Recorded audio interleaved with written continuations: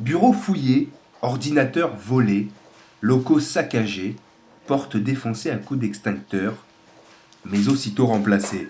Voilà l'état dans lequel a été retrouvée la rédaction de Rue 89 qui n'écarte aucune hypothèse. Nous, on n'est pas des adeptes de la théorie de la conspiration. Donc, a priori, des cambriolages classiques, ça existe, il y en a beaucoup. Ça peut être un cambriolage classique. On est dans un climat qui est de dégradation des relations entre la presse et le pouvoir. Il faut toujours s'inquiéter quand un journal est cambriolé. Il faut toujours se poser des questions. C'est jamais une très bonne nouvelle pour la liberté d'information. Depuis le cambriolage, 2 jeunes suspects ont été appréhendés. L'enquête suit son cours.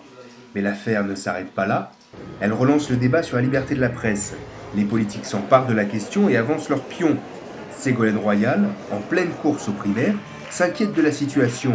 La France a dégringolé à la 44e place du classement Reporters sans frontières sur la liberté de la presse.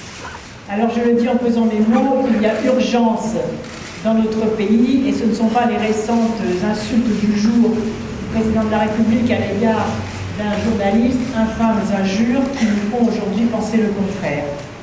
Les journalistes tirent à leur tour la sonnette d'alarme en dénonçant le climat d'hostilité qui règne sur le monde de la presse. C'est que nous vivons, notamment depuis 2007, dans une période de régression démocratique vue de la presse. Il y a d'abord eu pour nous, fascistes, s'adressant à Mediapart au moment des premières enquêtes. Ce n'était pas une attaque contre Mediapart, c'était une attaque contre toute la presse. Et vous l'avez vu, parce qu'après fasciste, il y a pédophiles.